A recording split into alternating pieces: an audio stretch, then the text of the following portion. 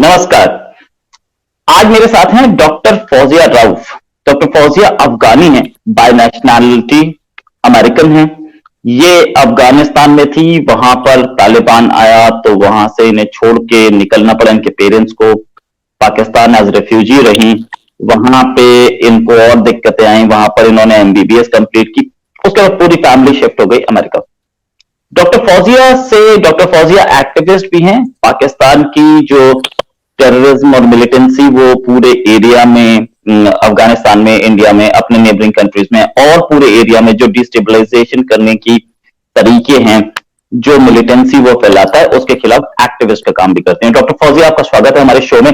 Doctor साहब, एक मैं आपसे क्वेश्चन पहला नमस्कार डॉक्टर साहब, पहला क्वेश्चन मैं आपसे पूछना चाहूंगा कि आप अभी अमेरिका में हैं, पेशे से डॉक्टर हैं। ये बताइए कि अब पाकिस्तान कैसे अपने नेबरिंग कंट्रीज को, पूरे एरिया को डिस्टेबलाइज कर रहा है? ये अब से तो नहीं कर रहा ना, ये जब से ये पैदा हुआ है, जब सेकेंड वर्ल्ड वॉर के बाद चर्चिल ने कहा था कि मतलब now we are not in the economical position to support our troops in British India, तो उन्होंने कहा कि give them the freedom but take a part of the India. So that was the part of that they took for Churchill was Pakistan. Divide and rule. उनको ये था कि मतलब जिस तरह फर्स्ट वर्ल्ड वॉर के बाद 1919 में किंग अमानुल्लाह खान ने मौका देखते ही ब्रिटिश इंडिया पे ट्रूप्स हमला किया जलालाबाद की थ्रू खैबर पास से, और किंग अबीबुर रहमान के वक्त में एक ट्रीटी हुई थी कि अफगानिस्तान के जो फॉरेन अफेयर है that was in hands of British, और रशिया को वो हमेशा अवेयर रखेगा, सपोर्ट करेगा ब्रिटिश इंडिया को. तो फिर अमानुल्लाह खान ने पहली फुर्सत देखती ही after first world war he attacked British India and he got his independence from British and they declared Afghanistan as an independent and sovereign country. But what happened was that Afghan did quite opposite to what British were thinking, you know, because they were thinking that Afghanistan, should be kept in the Middle Ages or 1400 years ages jo ago hota tha, 1400 years locked in the medieval eras in a way. But Afghan did quite opposite to that. They bring modernity. So modernity came to Afghanistan against British will, and people got educated. They opened schools and democracy were there. Women had the right to vote. Women had seats in parliaments. And then Bacha Khan played a big role that he sent his daughter to school and education. And जो एक तहरीकें शुरू हुई बाचा खान और king Amanullah Khan से, तो prosperity बहुत ज्यादा दिख रही थी रीजन में. अगर वो अफगानिस्तान रहता और बाचा खान मूवमेंट रहती, so I guess now we as a whole region would be far ahead of time. We were ahead of time 100 years ago. So now after 100 years you can see ये जो medieval era में landlock रखा हुआ है, ये देवबंद मदरसा जो British ने बनाया था. ये क्या करते थे, गोरे मौलवी बनते थे और वो आते थे अफगानिस्तान और वो किंग के खिलाफ बोलते थे कि he bring trains and which turns human corpse into soap.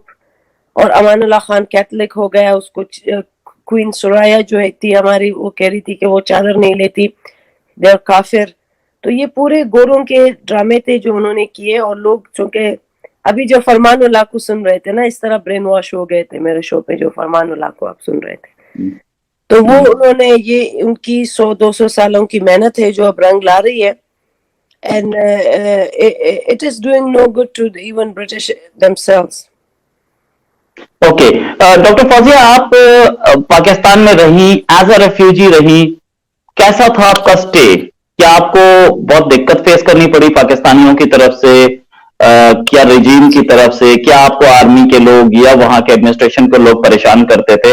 वहीं पे आपने एमबीबीएस भी की, तो क्या आपके कोलीग्स के साथ, आपके जो स्टूडेंट्स थे, जो क्लासमेट्स, उनके साथ कुछ प्रॉब्लम्स आई? कैसा रहा वहां पे अफगानीज के लिए एटमॉस्फेयर? रोहित शर्मा ये तो बच्चे होते हैं ना, वो तो बिल्कुल फ्लेक्सिबल एक होता है. आप अगर सिगमंड फ्रॉइड्स के अलावा जो एरिक एरिक्सन की थ्योरी है साइकोलॉजिकली, आप देखो कि आप 8 डिफरेंट फेजेस से गुजरते हो, you know, guilt versus trust, और आपकी यू नो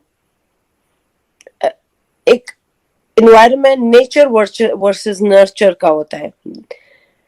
नेचर का ये था what I was born with, the inheritance that I'm in Afghan blood and we are very secular और liberal. और नर्चर पे जो environment भी मेरी तो ये नहीं थी कि I was growing up in Pakistan in a way उनका environment मुझ पे influence करता. मैं तो स्कूल गई हूँ, मैंने वहां पे पढ़ा है मुतालिया Pakistan. I was 20 days old back in 1984 when we migrated to Pakistan. So it was quite a long stay for me. Right. Some of my family moved to America and we were still there because my father was hoping, he was a doctor too, कि हम वापस जाएंगे अफगानिस्तान में, आज नहीं तो कल आज़ादी आएगी. फिर सिलसिला बहुत बड़ा, तालिबान भी आ गए. तो फाइनली जब कोई उम्मीद नजर नहीं आ रही थी, फिर my family, like the rest of them, they also moved to America. फिर मैं भी मूव कर गई हूँ. तो ये था कि मुतालिया पाकिस्तान में पढ़ना यही था कि सिंबाबुल इस्लाम है, मोहम्मद बिन कासिम आया, उसने एक बेटी की फरियाद सुनी, और पाकिस्तान जो है ना, दो कौमी नजरिया है, वो गाय पे हिंदू मारते हैं और हम खाते हैं.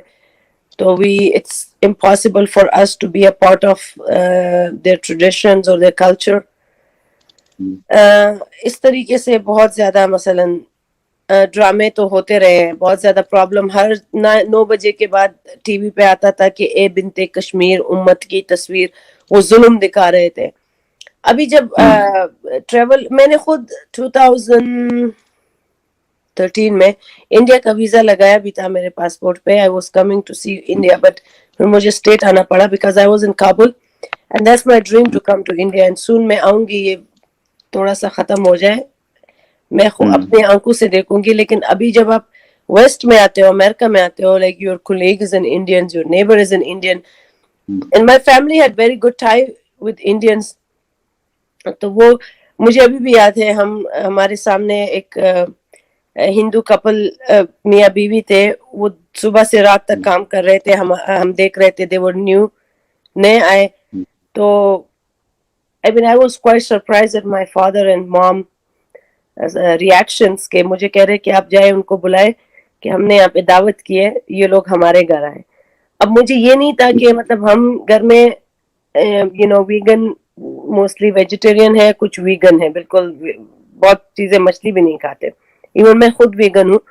अब तो मुझे था कि हाउ इट्स लाइक इस्लाम में या मुतालिया पाकिस्तान में तो दिखाते हैं कि एक थाली में खाना नहीं खाना और it's haram, or you know, how my parents are asking me to go and tell them, because my family were here long before like maybe 2 decades difference से. तो मुझे पीछे छोड़ दिया था उधर लाहौर में, पता नहीं क्यों. एक तो इमिग्रेशन का भी बहुत एक लंबा सिलसिला होता है ना. Post 9/11 Muslims were quite targeted. So when my mom and dad, they were citizen, they applied for me. पहले उनका ये था कि हम अफगानिस्तान वापस जाएंगे, अमेरिका नहीं आएंगे, बच्चे हैं सारे पढ़ रहे हैं. फिर जब मेरी तक बारी आई, फिर मैं 18 प्लस हो चुकी थी, तो उसमें बहुत लंबा अरसा लगता है उनको लेकर आना. जो 18 से छोटे थे वो जल्दी आ गए. But then again I still blame my father कि आपने क्यों मतलब नहीं लेकर आए. Why you are still hoping कि we will go back to Afghanistan.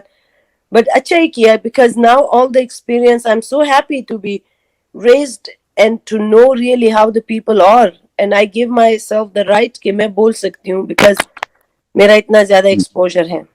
पेशे से डॉक्टर फौजिया जी हमें बता रही थी पाकिस्तान के मंसूबे और पाकिस्तान की डिस्टेबलाइजेशन कैपेसिटीज और जो उसके जो वो कर रहा है, इसके लिए हमारे लिए फौजिया जी का हमारे साथ जुड़ने के लिए धन्यवाद. हम उम्मीद करेंगे फौजिया जी हमारे साथ दोबारा आए, रेगुलरली आए और बताते रहे कि क्या पोजीशन है अफगानिस्तान में, कितना अफगानिस्तान में इंडियन कल्चर को वेलकम किया जाता है और कितने अच्छे रिलेशन है अफगानिस्तान और इंडिया के, और पाकिस्तान कैसे इन दोनों कंट्रीज में टेररिज्म फैला रहा है. अभी के लिए फौजिया जी, आपका धन्यवाद हमारे साथ जुड़ने के लिए। उम्मीद है दोबारा हम फिर से बात करेंगे। अभी के नमस्कार।